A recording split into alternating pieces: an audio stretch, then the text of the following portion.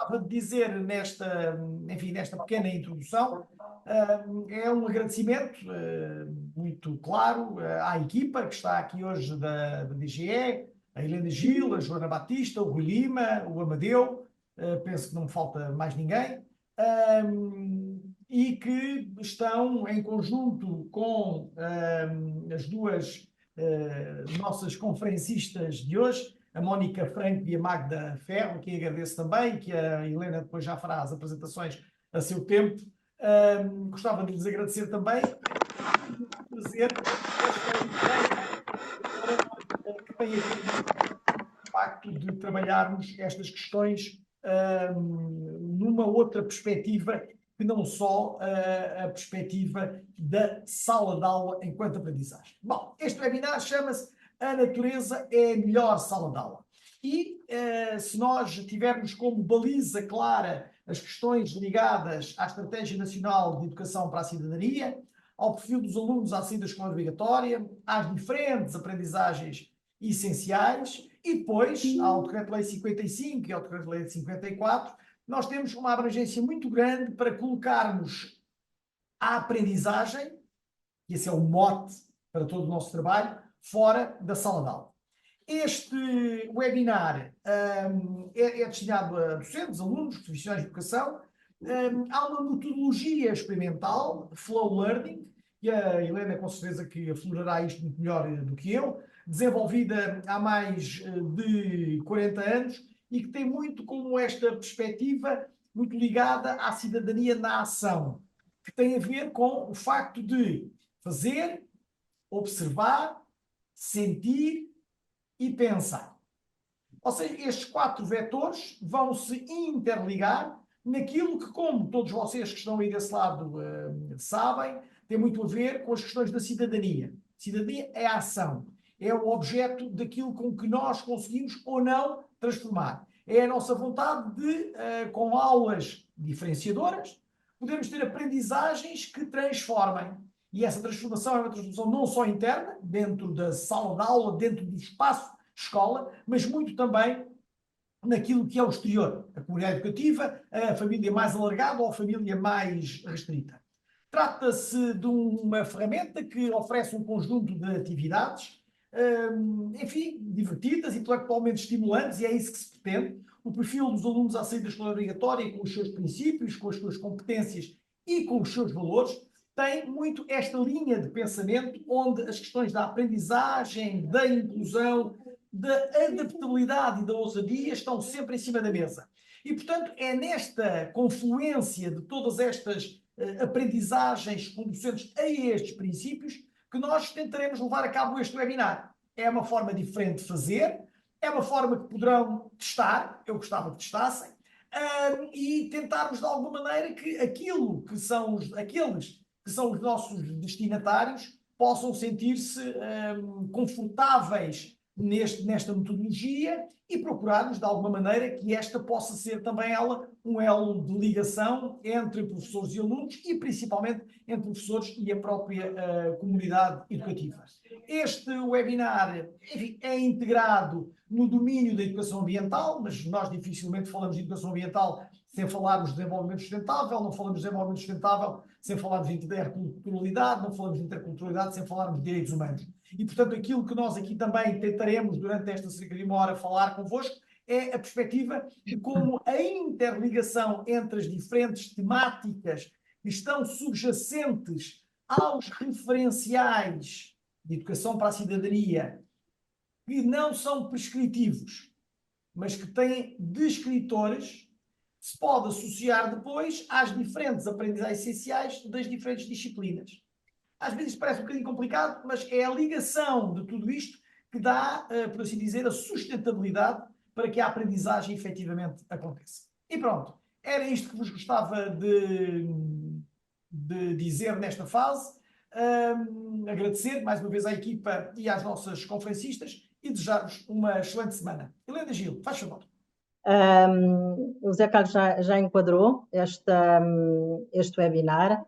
De qualquer maneira, como ele também disse que o foco, digamos assim, ou a intencionalidade seria a educação ambiental, o domínio da educação ambiental. Eu gostaria de dizer só que este domínio tem como objetivo, e vocês vão ver que depois este projeto estará enquadrado nestes objetivos, é enquadrar e consciencializar para a importância dos ODS.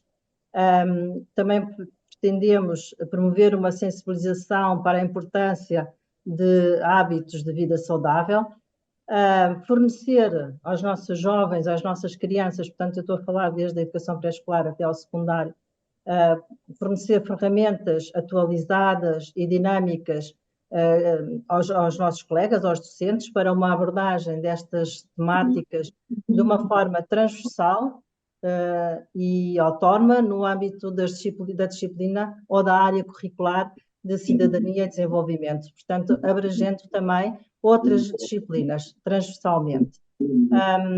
Queremos também consciencializar os nossos jovens para a relevância de uma educação ambiental responsável.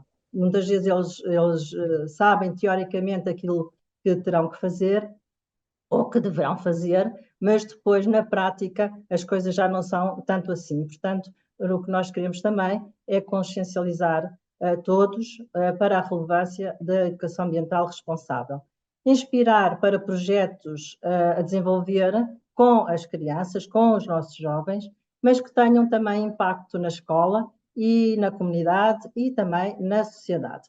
Ora bem, então, estando contextualizados, estando já os nossos objetivos apresentados, vou passar a apresentar as nossas convidadas, e por isso é que elas estão aqui, para nos explicar como é este projeto.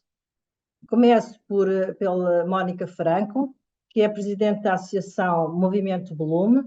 É uma entusiasta da natureza, como não podia deixar de ser, não é? Apaixonada por promover ligações entre as pessoas e o mundo natural, e vocês vão ver que neste projeto isso está bem presente.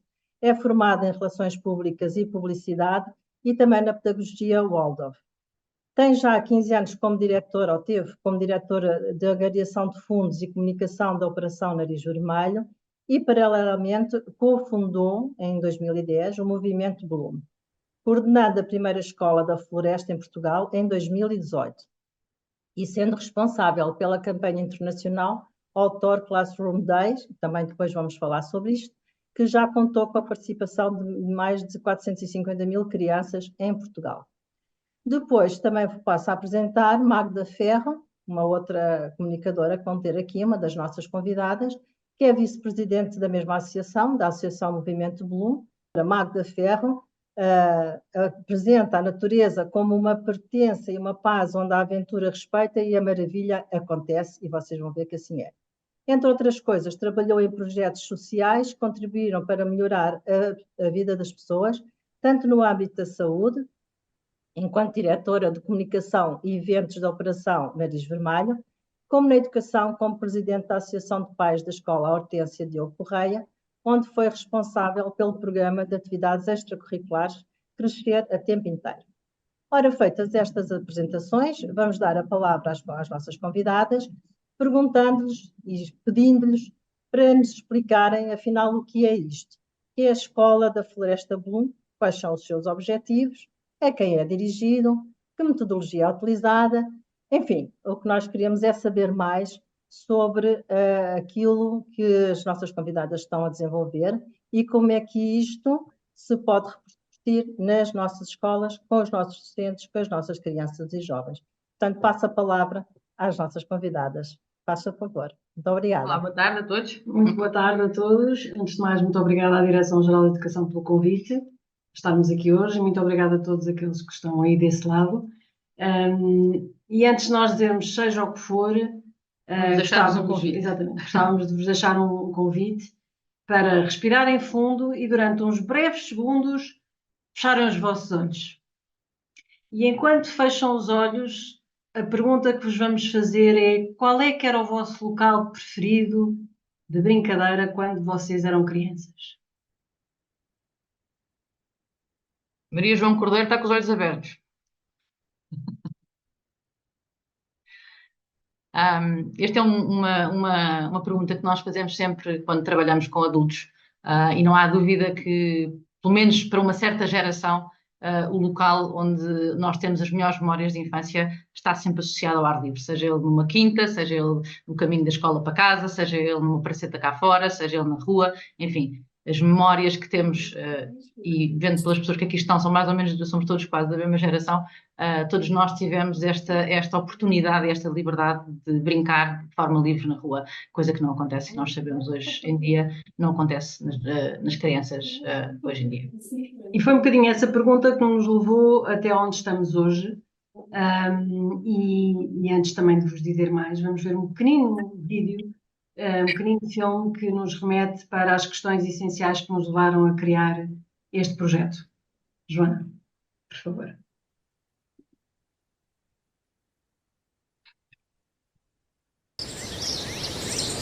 Tenho medo de andar de bicicleta, eu tenho medo de andar de patins, eu tenho medo de subir na árvore, eu tenho medo de atravessar a rua, eu tenho medo de levantar a mão na escola. E uma coisa é tudo o mesmo balaio, né?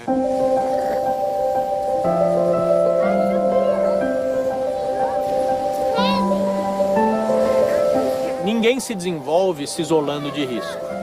Eu vejo que os pais hoje protegem muito os filhos da vida.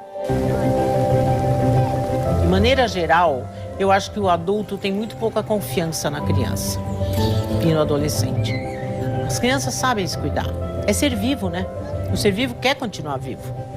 O que é segurança, né? O que é a criança competente mesmo, né? Assim, que de fato consegue lidar melhor com os riscos. É aquela criança que passa por eles, né? Fear of risk for their kids is understandable. We all want to protect our kids. But if they want to grow up and be resilient adults and safe adults, they have to take risks when they're kids. A criança fala, posso subir nessa árvore? Você devolve a pergunta para ela, o que você acha? Você consegue subir e descer sozinha? Avalia junto com ela esse risco, né? Vai realmente ajudando ela a construir esse repertório de avaliação de riscos em relação à sua própria segurança. E ao mesmo tempo que ela vai escolhendo esses desafios, ela vai se conhecendo e vai entendendo até onde que ela pode ir. One of the problems with trying to eliminate risk with the zero risk mindset is we actually starve them of the very experiences and the very learning that helps them protect themselves and look after themselves as they grow up. Want a real risk? Look at child obesity. Keep your kids under protective house arrest all the time, and guess what? Their weight goes up. That will shape their health for the rest of their life. A lot of what I think we need to do with thinking about risk is reframe it. Good risks as being risks where children can engage with the uncertainty. We live in an uncertain world. It's an exciting world, it's an adventurous world, it's a world that has challenges, and a lot of those challenges and adventures are what makes life meaningful for us. Se você está crescendo, você vai aos poucos se expondo ao risco, o mundo é uma coisa a ser descoberta, não é uma coisa assustadora.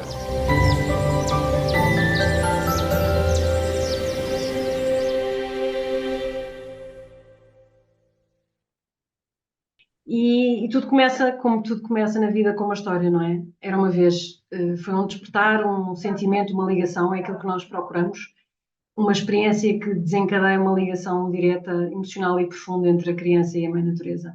Acreditamos que dessa ligação é que nasce o amor e, portanto, não podemos falar de consciência ambiental sem falarmos desta ligação emocional que é fundamental.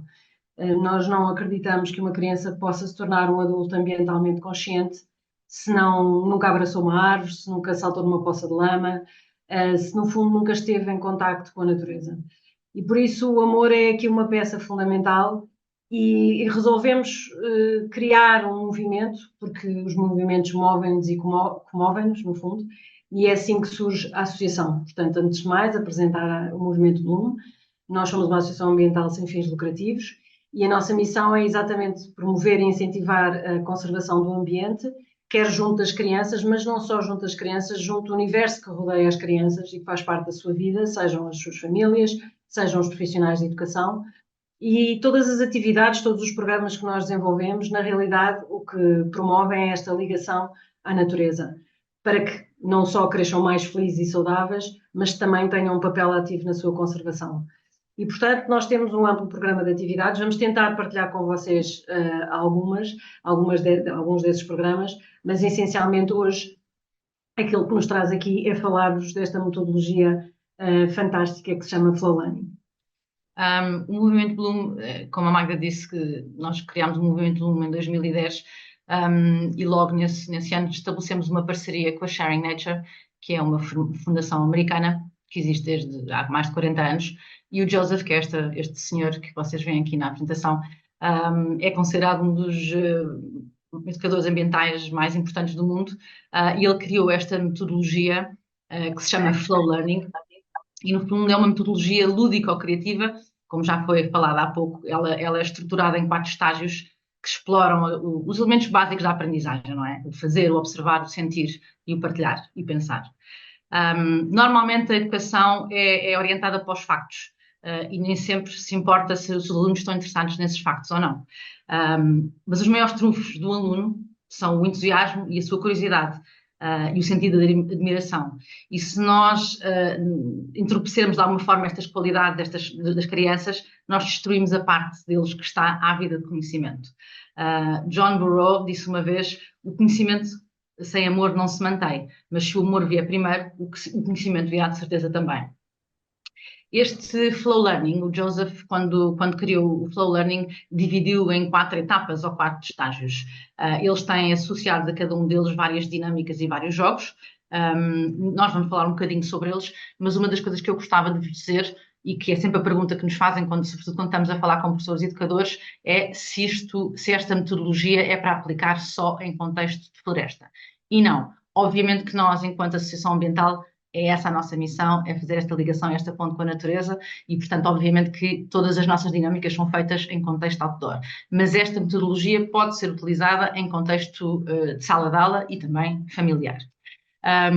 Os 4 estágios chamam-se despertar o entusiasmo, focar a atenção, experiência direta e partilhar a inspiração. E agora vamos falar um bocadinho sobre os estágios em si. Normalmente começam com atividades... Quando fazemos uma ação usando a metodologia do Flow Learning, normalmente começamos com atividades alegres, lúdicas, de forma a despertar a energia e o entusiasmo nos alunos. O segundo estágio, ou a segunda etapa, são uma série de atividades que desafiam os alunos a focar a sua atenção e normalmente exploram um pouco os sentidos da audição, do toque e da visão. A terceira etapa oferece atividades e dinâmicas que, de alguma forma, imergem os alunos e a turma em experiências diretas, neste caso na natureza, porque é em contexto outdoor que nós o fazemos. Normalmente, quando as crianças ficam absorvidas por um aspecto da natureza, eles experienciam o que é fazer parte do mundo natural. E quando estão envolvidos numa experiência, quando vivem no corpo as sensações daquilo que estão a aprender, o nível de retenção, de memória, quando nós vivemos e experienciamos com o corpo, é muito maior do que quando experienciamos só com um dos nossos sentidos, não é? E a quarta etapa, que se chama partilhar a inspiração, normalmente é uma forma de partilhar as experiências que são vividas e isso, de alguma forma, acaba por inspirar o grupo e também de nós podermos passar alguns conceitos inspiradores para o grupo inteiro. Na primeira etapa, pois nós vamos dar também um bocadinho um exemplo de que tipo de jogos é que nós podemos fazer. Na primeira etapa, que se chama Despertar o Entusiasmo, são jogos e dinâmicas que criam uma atmosfera de entusiasmo e que de alguma forma incutem aqui o prazer de brincar de uma forma alegre, trazem alguma alegria, não é? Estes jogos têm como qualidade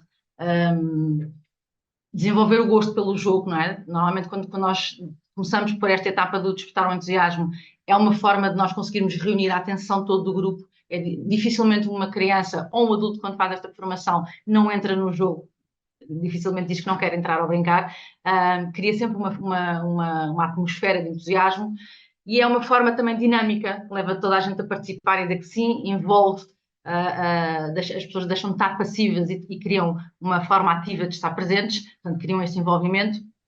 Em termos de turma e de classe, isto normalmente minimiza, este tipo de atividades e jogos minimiza os problemas de disciplina e também é muito bom estas atividades e jogos para criar uma certa relação entre o professor e o aluno, ou seja, são jogos dirigidos, o grupo sabe quem é que está a comandar, mas é uma forma de agarrar o grupo todo e pô-los todos no mesmo nível de energia, ou seja, quando estas dinâmicas e estes jogos de despertar o entusiasmo fazem com que o grupo fique todo reunido com o mesmo nível de energia, e então é mais fácil depois a seguir passarmos para um outro estágio, que se chama focar a atenção. Obrigada. Então, dar-vos um pequenino exemplo de como estes jogos de despertar entusiasmo, embora o flow learning não tenha uma sequência obrigatória, não é? Ou seja, no fundo é como o nome diz, não é? É uma aprendizagem sequencial, mas fluida. A realidade é que os jogos que pertencem ao estágio de despertar entusiasmo são os jogos ótimos para quando recebemos, quando vocês recebem a vossa turma, por exemplo. Este jogo particular do morcego e da traça é um jogo em que, de uma forma muito simples, abordamos, por exemplo, o tema das cadeias alimentares, no caso de estarmos a falar de um ano letivo em que vocês abordem esse tema, em que falem da figura do predador ou da presa. Mas se não for o caso, se as crianças não estiverem ainda nesse nível de aprendizagem, é óbvio que todas as crianças conseguem identificar um animal que come outros animais. E a partir daí estabelece uma conversa sobre eles próprios podem identificar o predador que querem assumir neste jogo e qual as suas presas. E basicamente o que vamos fazer é vendar uma das crianças e a criança por escolha própria. Atenção, é sempre muito importante, isto faz parte de tudo aquilo que nós fazemos, na realidade está no ADN da forma como trabalhamos com as crianças, mas é muito importante que haja espaço para a escolha livre, não é? Para que as crianças possam dizer se sim, se querem assumir este papel. Normalmente as crianças querem e o predador é vendado e tem que encontrar a sua presa recorrendo não à visão, que é uma boa oportunidade também de falarmos como é um dos sentidos que temos mais desenvolvido, porque é aquele que é mais estimulado, não é? Mas através da audição. E, portanto, a criança tem que estar, no fundo, embora seja um jogo de despertar o entusiasmo, a criança tem que estar muito focada para conseguir ouvir a sua presa a fugir naquilo que será um perímetro de caça que nós definimos com um grupo, o grupo dos outros alunos, por exemplo, que formam um círculo. Portanto, é um jogo que vocês podem jogar ou na sala de aula, se arrecadarem as mesas, ou no próprio recreio. E às outras crianças cabe o papel de serem as árvores que, no fundo, delimitam a sua área de caça. É um jogo muito simples, vocês só precisam de um pano ou de um lenço que haja na escola, e é um jogo que, lá está, que as crianças vão pedir para repetir, vão querer assumir o papel das outras crianças, e é uma oportunidade de vocês também trabalharem a orientação espacial, a agilidade, portanto, a parte motora das crianças, e ao mesmo tempo estarem a falar de conteúdos associados ao estudo do meio. Nós, quando temos a oportunidade de trabalhar com professores e educadores e explicar um bocadinho esta metodologia e fazemos-lo no terreno, não é? Obviamente, uma das coisas que fazemos é fazer algumas dinâmicas e algumas atividades para cada um dos estágios, para que os professores, para que se entenda bem como é que os jogos podem ser jogados. Claro que os nossos jogos são muito dirigidos para a educação ambiental, mas o objetivo depois, por exemplo, na formação que nós damos é sempre que se possa cruzar currículo e que se possa perceber de que forma é que a geografia, a matemática, as ciências, enfim, no português, como é que as línguas podem também surgir dentro desta dinâmica dos jogos de despertar entusiasmo. Depois passamos para a segunda etapa, que são os jogos de dinâmicas, que se chama focar a atenção, e são jogos e dinâmicas que normalmente, depois de termos o grupo todo com o mesmo nível de energia, é mais fácil de dirigi-lo para atividades mais sensíveis e com mais foco. E, portanto, obviamente que são dinâmicas que aumentam o alcance e o foco da nossa atenção, e normalmente é uma ponte perfeita para depois a seguir também jogar outro tipo de jogos. Nós, no focar a atenção, temos esta qualidade maravilhosa que nos acontece quando fazemos estas dinâmicas, que é nós temos uma quantidade de pensamentos constantes na nossa cabeça que não estão sempre, não é? Nós normalmente estamos a fazer uma tarefa e já estamos a pensar na próxima e na seguinte. Estes jogos e dinâmicas de focar a atenção têm esta qualidade de nos conseguir trazer ao momento presente. E normalmente é sempre uma reflexão que fazemos, que quando estamos a fazer estes jogos, ninguém está a pensar no que é que vai fazer amanhã ou no que é que fez ontem. Estão completamente absorvidos por aquilo que é a atividade, o convite e a dinâmica que estamos a jogar. Portanto, tem esta qualidade de receptividade, estamos muito receptivos àquilo que estamos a fazer e normalmente entramos numa espécie de um foco que nos dá uma maior amplitude daquilo que estamos a ver. Este jogo, por exemplo, que estamos aqui, se calhar queres tu falar sobre este jogo que estamos a fazer Sim, há um conjunto enorme de jogos que podemos jogar, mas, desculpem, agora saltei. Este é o jogo da câmara e, na realidade, precisamos apenas de dividir as crianças em pares, no caso estamos a jogar com a nossa turma, obviamente, e uma das crianças assume a figura de um fotógrafo e a outra é a sua câmara. E a criança vai escolher à sua volta aquilo que ela pretende fotografar. E vai conduzir a sua câmara ao local que ela quer fotografar. A câmara, quando chega ao local, sem avisar a outra criança qual é o objeto, a paisagem que ela escolheu, a outra criança é convidada a fechar os olhos e, tal como se funcionasse a câmara numa lente, a outra criança toca no ombro e a câmara dispara uma fotografia durante uns breves segundos e após um segundo sinal a câmara deverá fechar novamente os olhos. E nestes breves segundos a criança tira uma fotografia, no fundo, mental, não é? Mas este momento torna-se um jogo muito divertido, todos querem ser a câmara e todos querem ser o fotógrafo, mas há aqui um conjunto de competências que estamos a trabalhar ao mesmo tempo. Estamos a trabalhar também a cooperação, não é? É muito importante explicar às crianças que a criança que é conduzida tem que se sentir segura, não é? Portanto, a criança que conduz tem que a levar também com esse cuidado. E estamos a reservar um espaço para a descoberta e para a surpresa, não é? Que é um fator determinante também para as crianças, não é? Para agarrá-los. E o próprio Joseph Cornell conta que é interessante ao longo dos anos. Estas sapatilhas não são para jogar futebol, anda. Crianças que jogaram este jogo, que todas elas se lembravam das fotografias que tiraram pela primeira vez. E nós temos feito também um bocadinho essa experiência com as nossas crianças e com os nossos participantes. Nunca mais ninguém esquece das primeiras fotografias que tira neste jogo que é brilhante, tão simples. Portanto, este focar a atenção normalmente tem como objetivo aumentar a capacidade da concentração, obviamente, aprofunda a consciência, porque nós estamos com a atenção completamente focada e canaliza normalmente o nosso entusiasmo que foi gerado na primeira fase do despertar o entusiasmo para desenvolver a capacidade de observação, acalma a mente, como eu vos disse, traz-nos muito aqui ao presente, aqui e agora, e desenvolve também uma receptividade para experiências mais sensíveis na natureza. E, portanto, depois normalmente passamos para o estágio seguinte, que se chama... Eu aqui ia partilhar um outro jogo, mas se calhar agora, como escolhemos o da câmara, podemos passar para a experiência direta. Passamos para o terceiro estágio, a terceira etapa, que se chama experiência direta, e que nos diz que a descoberta pessoal contribui para uma melhor aprendizagem. Estes jogos da experiência direta normalmente são aquilo que nós chamamos mãos na massa.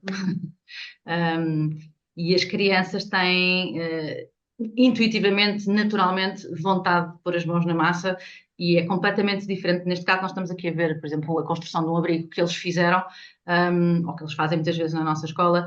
É muito diferente nós estarmos-lhes a explicar como é que se faz um abrigo, como é que se faz nós, enfim, a nossa forma de estar com eles, mais do que ensinar como é que se faz, é deixá-los descobrir como é que se faz. Obviamente que nós estamos sempre numa postura de apoiar os processos de aprendizagem que se estão a dar, mas é completamente diferente quando eles fazem, põem as mãos na massa e fazem, e por tentativa e erro chegam, e obviamente com curiosidade, pesquisam e aprendem como é que se faz as coisas. Mas a experiência direta é um pouco como aquilo que falámos há pouco, que é quando é feito envolvendo todos os nossos sentidos, quando é vivido e sentido pelo corpo, o nível de retenção de informação é muito maior do que aquilo que aprendemos só mentalmente ou racionalmente e não o vivemos e não o experienciamos.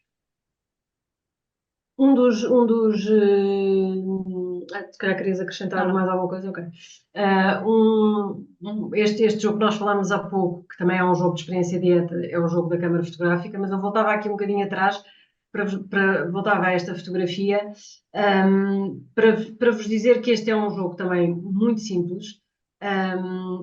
Eventualmente implicará, caso a vossa escola não tenha árvores, que vocês, enfim, levem a vossa turma num passeio à volta do quarteirão.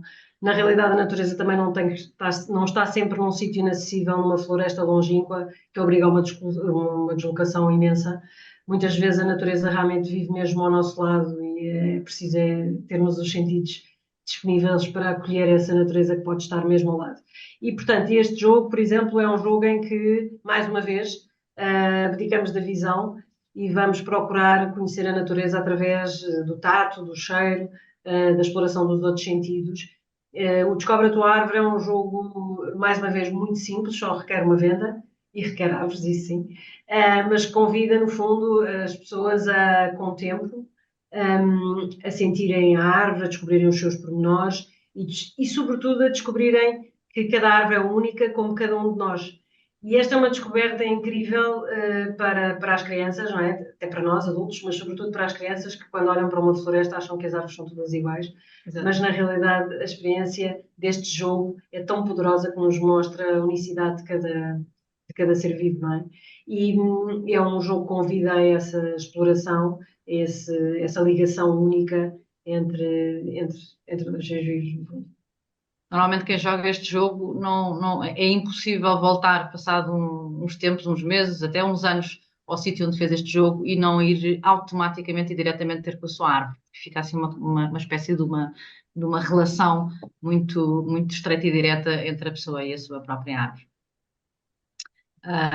Muito bem, saltamos esta. Depois temos o último estágio, que se chama Partilhar a Inspiração, e o objetivo deste último estágio é refletir sobre a experiência e partilhá-la com os outros. A investigação também demonstra que não basta ter uma experiência, refletir sobre a experiência clarifica e reforça sempre o seu significado, não é? Neste caso, nós usamos muitas vezes, e vamos dar aqui um exemplo, usamos muitas vezes uma coisa que chamamos quadro de chão, ou ground picture.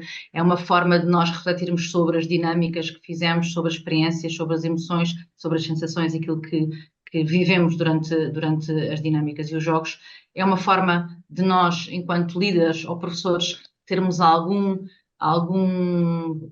reflexo ou feedback daquilo que é sentido pela turma ou pelo grupo em relação às dinâmicas propostas, e é também a partilha também traz à superfície a inspiração, não é? Individual, porque cada um de nós, ao partilhar aquilo que sentiu e que aprendeu, de alguma forma também beneficia todos no sentido de os inspirar. E é isto, acho eu, Magda. Sim, este, por exemplo, é uma das propostas que nós podemos desenvolver com as crianças. Eu imagino que alguns de vocês possam estar a pensar, mas eu não tenho nada disto na minha escola, e isto é muito bonito, mas é lá na floresta. Mas, na realidade, isto implica muito pouco. Ou seja, implica, obviamente, que haja uma preparação prévia, que vocês convidem os vossos... Se vocês não tiverem ainda uma coleção de elementos naturais na vossa sala de aula, que convidem os alunos a trazerem estes elementos durante um fim de semana, num passeio a um parque com a família, que vocês criem a vossa própria coleção de natureza dentro das 4 paredes da vossa sala, se for o caso. Por muito pouco espacinho que haja disponível entre os dossiês da papelada, há de haver um cantinho onde vocês podem ter a vossa coleção da natureza.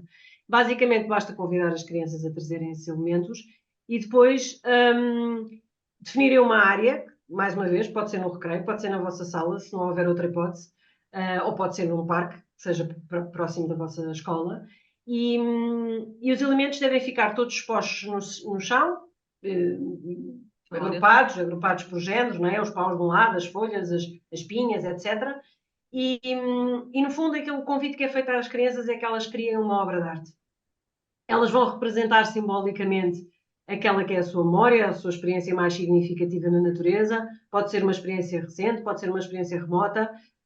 Podem-se agrupar em grupos, podem ser um grupo de artistas, pode ser um artista solo. Mais uma vez, não vamos fechar nem limitar a experiência, vamos deixar que as crianças também, não é, se empoderem desta oportunidade. E as crianças começam por fazer uma moldura da sua obra de arte e vão adicionando os elementos que escolhem livremente para representar aquilo que elas entendem.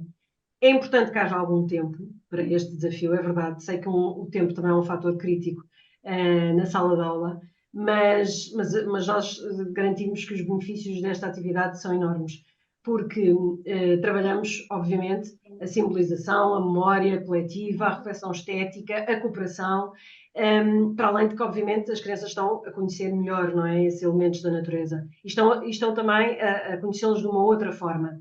E depois isto permite uma visita guiada a um museu ao ar livre que, entretanto, vocês criaram na escola. E é impressionante a forma como as crianças vos vão contar que obra de arte é aquela. E o feedback que eles vos vão dar em relação a essa atribuição simbólica que eles vão dar a cada elemento que escolheram. Mais uma vez, não é preciso muito. Alguns elementos naturais e alguma área disponível para jogarem este jogo. Esta é a metodologia do Flow Learning, portanto, assente nestes 4 estágios, nestas 4 etapas, que têm por si só bastantes dinâmicas e jogos. Os livros do Flow Learning, da Sharing Nature, estão disponíveis. É possível vocês, fazendo uma pequena pesquisa, terem acesso a uma quantidade de jogos e dinâmicas. E aqui o interessante é também depois poderem ver de que forma é que vocês podem usá-lo dentro da sala de aula e, idealmente, poderem trazer a sala de aula para os vossos recreios. Se calhar agora, Magda, falávamos um bocadinho, ou explicar-vos um bocadinho de que forma é que nós usamos esta metodologia na nossa Escola da Floresta. Sim. Esta era aquela parte em que nós gostávamos muito de abrir a conversa para vos ouvir também, mas pronto, infelizmente também não temos esse tempo. Vamos partilhar um bocadinho convosco o que é isto da Escola da Floresta Bloom. Na realidade, a Escola da Floresta Bloom começa com um projeto piloto dentro da associação. Nós já há uma década que fazíamos, no fundo, atividades com as escolas e fazíamos exatamente utilizando a metodologia experimental do Flow Learning. E durante algum tempo também andámos a pesquisar de que forma é que nós podíamos tornar a nossa oferta e o nosso programa uma proposta contínua para as escolas e regular. E como em tudo, é importante também inovar, e nós fomos à procura, não sabíamos muito bem do quê, na realidade. Eu acho que nós temos vindo a acontecer surpresas fantásticas neste caminho da associação. E na realidade nós demos de caras com as escolas da floresta, e eu penso que de uma forma geral toda a gente já ouviu falar, e portanto é uma abordagem que vem da Escandinávia originalmente, teve um boom enorme no Reino Unido nos anos 80, hoje em dia em Portugal, depois da nossa Escola da Floresta, já há inúmeros projetos inspirados na abordagem das Forest School, ainda bem, mas a nossa Escola da Floresta Bloom é um programa de aprendizagem, não é uma escola física, mas surge exatamente ao mesmo tempo, quando nós encontramos a abordagem da Forest School e fizemos formação nessa filosofia, digamos assim, surgiu ao mesmo tempo a iniciativa da Gulbenkian, chamada Academias Gulbenkian de Conhecimento. Nós tivemos a sorte de ser selecionadas e, portanto, foi um primeiro ano de um piloto em que nós fomos exatamente implementar aquele que para nós continua a ser, se quiserem, um casamento perfeito. A combinação da filosofia ou do ethos da Escola da Floresta com o Flow Learning. E basicamente aquilo que a filosofia Forest School nos trouxe foi um conjunto de princípios que já existiam, mas talvez não de uma forma estruturada, não com um enquadramento, se vocês quiserem, tão bem estabelecido. É um respeito fundamental pelas crianças e pelos jovens, pela sua capacidade pela sua curiosidade, não é? Pela sua vontade de conhecer o mundo, pela sua imaginação, pelo seu direito inalienável à brincadeira e ao acesso ao exterior e à natureza. É muito baseada mais no próprio processo de aprendizagem do que propriamente no conteúdo. Na realidade, aquilo que nós fazemos na Escola da Floresta Bloom é estarmos muito atentos a onde é que está o interesse de cada criança. E no fundo interagimos e não interferimos no processo de aprendizagem.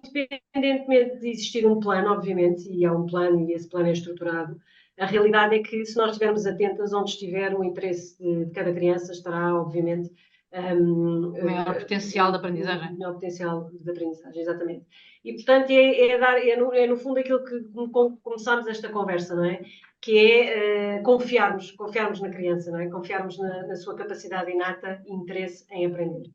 E as Academias Gulbenkian de Conhecimento foram uma ótima oportunidade para nós, aliás, porque também tivemos num pool de vários projetos, com o apoio da Academia, e realmente o grande objetivo era fazer destes projetos da Academia Gulbenkian de Conhecimento um investimento nas crianças que vão fazer a mudança no futuro. E, portanto, a Escola da Floresta Bloom, embora não esteja focada nas aprendizagens curriculares, a verdade é que o currículo está na natureza e portanto, está focada mais no desenvolvimento de competências socioemocionais, mas também, como começámos esta conversa, esse também é um objetivo a atingir no percurso dos alunos na escola.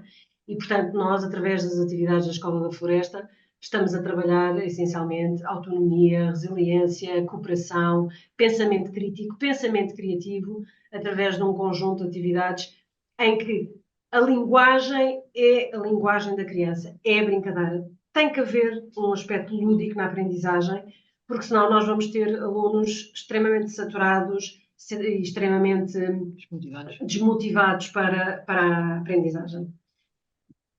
Algumas das atividades que nós fazemos, que não vale a pena também aqui explicarmos muito, mas todas elas são transponíveis, mais uma vez, para um canteiro que existe na escola, para um parque ao lado, vizinho, ou para uma próxima visita de estudo que vocês façam. E obviamente que acompanhamos sempre as estações e aquilo que as estações nos trazem, não é? Nós gostávamos também de vos falar sobre um dos ramos que nós temos na associação, que é a formação. Nós fazemos ações de formação e capacitação de professores e educadores e também ligados às áreas de saúde e social. Esta nossa formação chama-se Forest Flow e que, no fundo, ela mistura, não é, a metodologia a abordagem da Forest School com o método de Flow Learning, que nós estamos aqui a falar, e tem como objetivo partilhar esta metodologia e como é que nós trabalhamos na Escola da Floresta Blume, mas como é que isto se pode levar para as escolas públicas e as escolas privadas, como é que isto pode ser implementado. E, portanto, são ações de formação que decorrem normalmente aos fins de semana. Nós estamos no terceiro ano consecutivo num protocolo com a Câmara Municipal de Sintra, com o Gabinete Técnico-Florestal.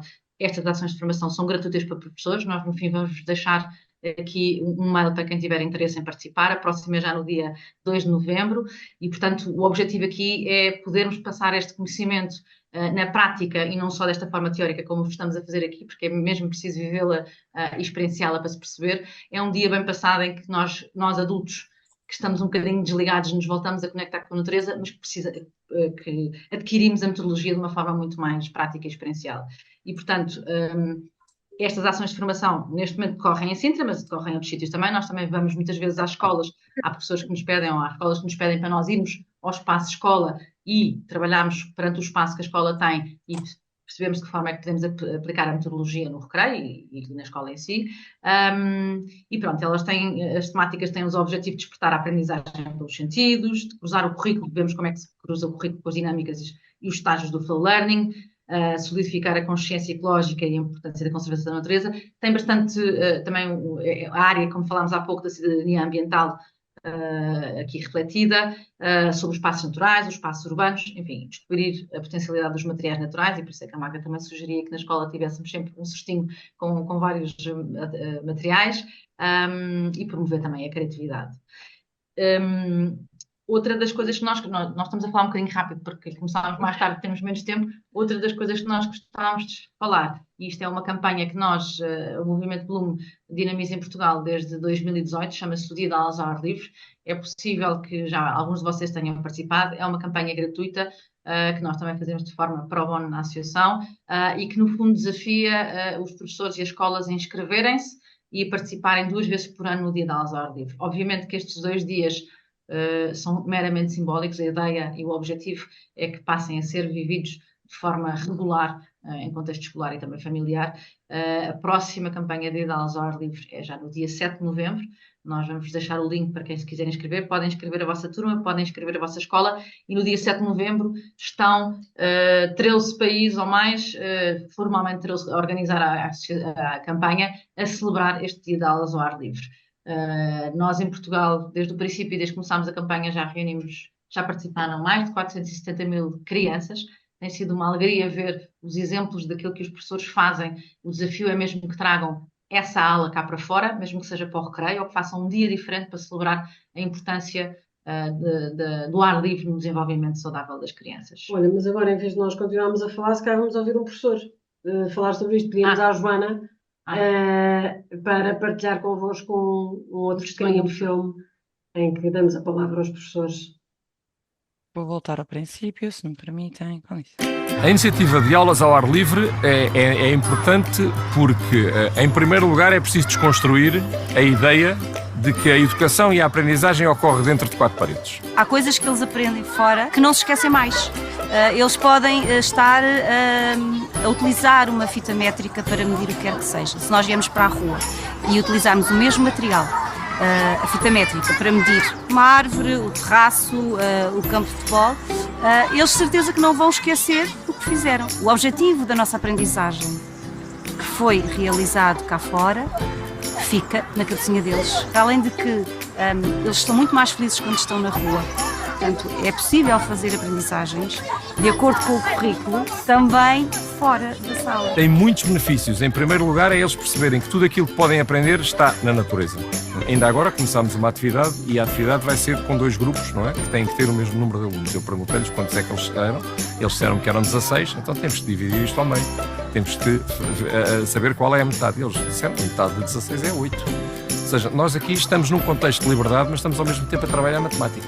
Sem o peso de termos que trabalhar matemática. Não temos que trabalhar matemática, não temos que trabalhar português, não temos que trabalhar estudo do meio. Temos que perceber é que a aprendizagem tem determinados contextos e nesses contextos nós podemos, de facto, fazer educação, fazer aprendizagem e fazer relação humana. Não é? E é isso, essencialmente, que é importante na educação. Gerou-se um receio à volta de tudo o que nos rodeia. O medo que possam cair, que possam esfolar o joelho. Só que nós passámos por tudo isso e não nos aconteceu nada. E hoje, olhando para trás, achamos que tivemos uma infância mais rica, mais feliz, pudemos conviver mais, conhecer animais, ver as plantas crescer, fazer construções na terra, coisas que eu própria aos meus filhos acabei por não me proporcionar tanto. E aos meus alunos também, há 30 anos que sou professora. E olhando para trás, acho que escrevi muita coisa. Portanto, esta experiência para mim, muito boa. O que mais acho de importante nesta ação é precisamente uma reflexão e um despertar de consciência. O que eu gostaria que ficasse era que isto continuasse a ser a prática habitual na nossa escola e nas outras também, obviamente. Então, melhor do que nós, não é? Melhor do que nós, darmos a voz aos professores, deixarmos o convite, vamos só compartilhar aqui, na realidade, os nossos contactos e espero que agora já consigam ver. Exatamente. Para que o programa Escola da Floresta Bloom vá até à vossa escola, ou vocês virem até à Escola da Floresta Bloom, no caso, Serra de Sintra, que é onde nós fazemos as nossas atividades, enviem-nos um e-mail. Nós temos há 4 anos a felicidade de contar com o apoio da Câmara Municipal de Sintra num protocolo em que recebemos escolas do concelho de Sintra. Portanto, infelizmente este convite a título gratuito é, por enquanto, só para os professores que têm a felicidade de dar aulas no concelho de Sintra, mas a formação não. Mas a formação está aberta a todos os professores, estão todos convidados para poderem participar nas formações que são gratuitas. Exatamente, qualquer um destes programas é gratuito e, portanto, fica o convite, os contactos são estes e em relação ao Dia da Aulas ao ar livre, também fica aqui o... Não se vão embora porque eu queria falar ainda um bocadinho convosco, só que eu estou à espera. Magda e Mónica, eu quero agradecer, antes de mais, a vossa comunicação, mas queria fazer aqui tirar alguns equívocos que me parece que ainda surgem, que é a questão de, por exemplo, as crianças que podem usufruir são todas, para aquilo que vocês tiveram aqui a fazer, porque isto pode ser passado para as escolas, não é preciso realmente, dos exemplos que vocês deram, não é preciso uma grande coisa, não é preciso termos a floresta mesmo ao pé. Portanto, os exemplos que vocês deram, qualquer professor de qualquer disciplina, atenção, poderá aproveitar estes exemplos para, e como vimos aqui um professor, podem ser aproveitados para lecionarmos ou para fazer aprendizagens no âmbito de qualquer disciplina. E daí nós, a Educação para a Cidadania, como temos a cidadania como chapéu, e os projetos devem ser interdisciplinares, como nós dizemos sempre, portanto faz todo o sentido que este projeto também seja desenvolvido assim, certo? Só para esclarecermos. Portanto, isto foi muito, muito claro na vossa apresentação. Outra coisa que também perguntam é, e também vocês já disseram, mas de qualquer maneira queremos reforçar, é que isto pode ser desenvolvido desde a educação pré-escolar. Aliás, temos aqui educadores, a quem também saúdo, e desde a educação pré-escolar, como é óbvio, certo? Certo. Até ao secundário, direi, não só aquilo na que realidade, até ao secundário, não é? Desculpa, Helena, na realidade, os jogos da Sharing Nature não têm idade, não é? São dos 0 aos 99 aos 100, agora a nossa esperança de vida é maior, portanto aos 100 e tal, digamos.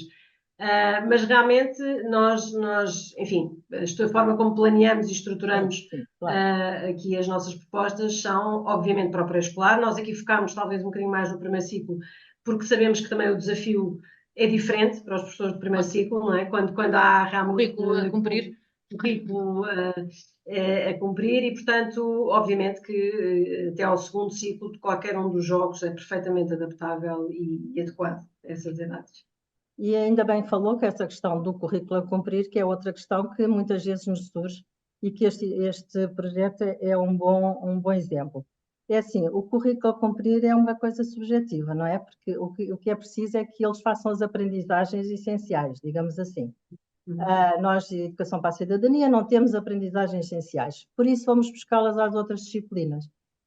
Desenvolvendo este projeto e outros, como o vosso, mas agora estamos a falar deste, é possível, como vimos aqui com outro professor, desenvolver precisamente estas aprendizagens essenciais. E daí o vosso projeto se enquadrar também no perfil dos alunos à saída da escolaridade obrigatória, que tem todos aqueles parâmetros, não é? Que os professores terão que cumprir, e os alunos à saída da escolaridade obrigatória, como também na estratégia de educação para a cidadania. Portanto, não há nada que fuja aqui àquilo que os professores poderão seguir, ou terão que seguir, nas suas escolas, certo? Tudo que nós aprendemos nos manuais está a acontecer cá fora. E é completamente diferente para uma criança que, por exemplo, está a dar o ciclo da água, que está a estudar o ciclo da água, vir cá para fora e sentir o que é a precipitação, o sabor da chuva, ou ver o que é a evaporação. No momento em que é vivida e experienciado a informação, o nível de retenção é muito maior e, portanto, é muito mais divertido eles perceberem o que é a precipitação e a evaporação sentindo, do que dentro de uma sala de aula a folhear um livro e a decorar o que é a precipitação e a evaporação. Eu já vi que aqui, doutora Helena, permita-me, já vi que aqui entre os nossos participantes nós temos, pelo menos já encontrei uma querida professora nossa, um beijinho para a professora Sara, que frequentou com a sua turma o programa da Escola da Floresta Bloom. E havia uma preocupação inicial que era, ai meu Deus, o tempo, como é que vai ser, porque eu todas as semanas vou frequentar o programa.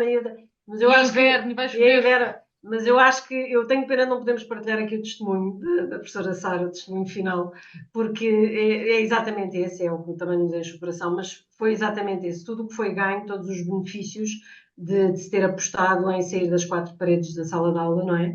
E poder passar por esta experiência, que não é só, por isso é que nós também partilhamos muitas imagens de adultos, não tem só a ver com as crianças, não é? Que são os nossos alunos, tem a ver também com nós próprios como profissionais, não é? Com o nosso bem-estar, com a nossa saúde até mental, não é? É muito importante também dizer isto. É uma oportunidade, é uma oportunidade única para também nós trabalharmos, não é? De uma forma diferente, de uma forma que nos preenche mais e até em maior comunhão com os nossos alunos. Porque os professores que nos acompanham ao longo destes vários anos, uma das coisas que mais partilham connosco é muitas vezes descobrirem alunos diferentes daqueles que conhecem de uma forma mais formal, não é? Nas suas salas de aula. Como os papéis se invertem entre os alunos que normalmente são os indisciplinados ou aqueles que não conseguem reter informação, não é? E que são muitas vezes aqueles que estão mais focados, não é? Porque estão efetivamente empenhados no seu processo de aprendizagem. Além da percepção que também tinham, que achavam que se viessem dar uma aula para o recreio que os alunos se iam distrair. E a partir do momento que o fazem, percebem a diferença, afinal a concentração é muito maior cá fora, porque a dinâmica, o ar livre, não estarem fechados, não estarem sentados, põe-nos numa postura muito mais receptiva do que os professores tinham imaginado. Isso vai muito ao encontro de uma pergunta que alguém fez, que diz que como é que as aprendizagens podem ser feitas ao ar livre e não colidirem com o currículo, não colidem, como nós vimos aqui, não é? Não há colisão possível, porque as aprendizagens são feitas no próprio espaço. Naquilo era como a professora Anabela há bocado dizia. De outra maneira, como é óbvio, não é? No vídeo a professora Anabela falava de podemos estar a dar matemática simplesmente a medir o campo de futebol da escola, que é muito diferente do que estar a aprender dentro de uma forma abstrata. É uma coisa contextualizada, não vai colidir. É uma questão de se mudar a metodologia e mudar o espaço e mudar aquilo a que estamos habituados. Nós teríamos aqui muito mais para conversar, como é óbvio. Pode ser que um dia destes façamos mais um outro webinar. Mais uma vez, eu queria agradecer vocês terem aceito este convite e nos terem aqui vindo explicar e mostrar como é que é a vossa metodologia e aquilo que fazem, como é que é este projeto. Muito obrigada à Magda e à Mónica. Quero agradecer a todos os que nos estiveram a ouvir, a todos os docentes e alunos que também estiveram, a todos os que nos acompanharam nesta hora, apesar de todos os, os constrangimentos que existiram, mas isso é de sumenos. Também já disse a várias pessoas que perguntaram aqui no chat, todos os nossos webinars estarão disponíveis no nosso site, no nosso YouTube. Este não será exceção, também estará disponível para consulta, logo que seja possível. Não vou garantir que é amanhã nem depois, mas logo que esteja possível, ele estará disponível no nosso site. Portanto, vejam depois, e já agora vejam os outros também lá estão, porque há outros também muito interessantes, tal qual como este. Mais uma vez eu quero agradecer à Magda e à Mónica por terem estado aqui connosco a apresentar brilhantemente o vosso projeto. Muito obrigada a todos. E muito obrigada, também. E participem no Dia da Aulas ao Ar Livre, 7 de novembro. Exatamente, vamos todos fazer o dia de aulas ao ar livre, que eu também vou fazer aqui, ou eu vou convosco, ainda não percebi, ainda vou ver. Nós agradecemos e a natureza também agradece. Exatamente. Muito obrigada a todos e então até uma próxima vez.